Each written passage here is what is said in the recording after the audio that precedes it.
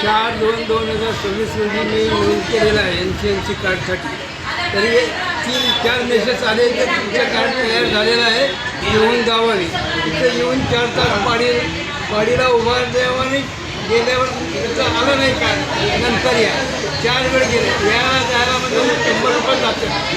मी STचं card काढण्यासाठी 3 महिने झाले कागदपत्र दिले होते.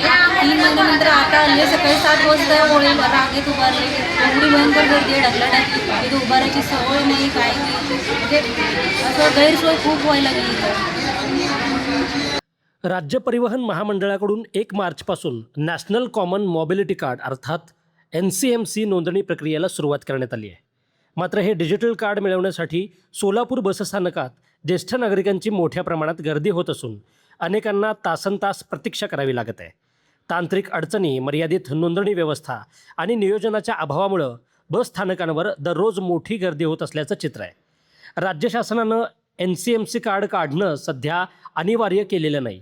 सर्व सवलतधारकांची नोंदणी पूर्ण होऊपर्यंत ज्येष्ठ नागरिकांना जुन्या पद्धतीनंच प्रवास सवलतीचा लाभ मिळत राहणार आहे. तरीही कार्ड नसल्यास मोफत प्रवास बंद होईल अशी अफवा आणि अपुऱ्या माहितीमुळं अनेक ज्येष्ठ नागरिक सकाळपासूनच बसस्थानकात रांगा लावत आहेत. विशेष म्हणजे अनेक ज्येष्ठ नागरिक पहाटेपासून बसस्थानकात येऊन आपला क्रमांक लागण्याची वाट पाहत आहेत.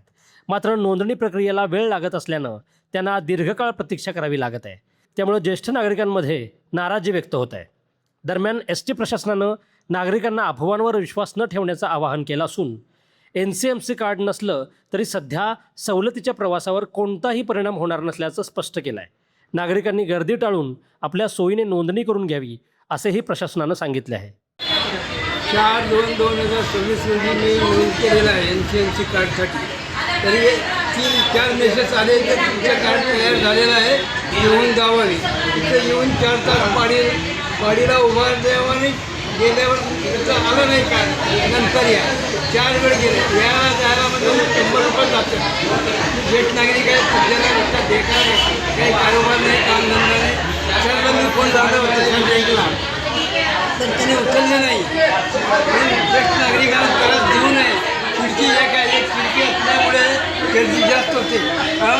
2 खिडक्या करा, नाही तर वेगळ्या करा. अमुक तारखेपासून तिथं रांगेत उभं राहावं, नाही तर तुम्ही नंतर या असं तुम्ही सांगा. ज्येष्ठ नागरिकांना त्रास देऊ नये, हे माझं म्हणणं आहे. हे बघा, मी आता ओपनिंग झालेल्या दुसऱ्या दिवशी नोंद केलेली आहे. परत त्यांनी म्हणले तुमचं जे WhatsApp येईल नंबर. मग 2 महिने 2 वेळा 2-3 वेळा येऊन गेलो मी. नंतर मग काय झालं माहिती का, परत कार्ड देण्याचा मॅसेज आला. मॅसेज आल्यानंतर कमीत कमी 4 वेळा येऊन गेलो. मग त्यांच्या इथं मयत झाले म्हणून बोर्ड लावला. बोर्ड झाल्यानंतर गेल्या आठवड्यात 24-25 बंद आहे. तरी मी गेलो नाही. जिंदगीवरनं मला यायला इथं 50 रुपये लागतात. आता माझं वय किती आहे, 65, 70, 75 वय आहे आता. 75 म्हणजे यायचं जायचं म्हणजे काम पडतं मला. आता सकाळपासून इथे उभारून किती वेळ झाला तुम्हाला? मला येऊन आता तिथून निघून मला 1 तास झाला. इथं येईपर्यंत आता 1:45ला आलो मी.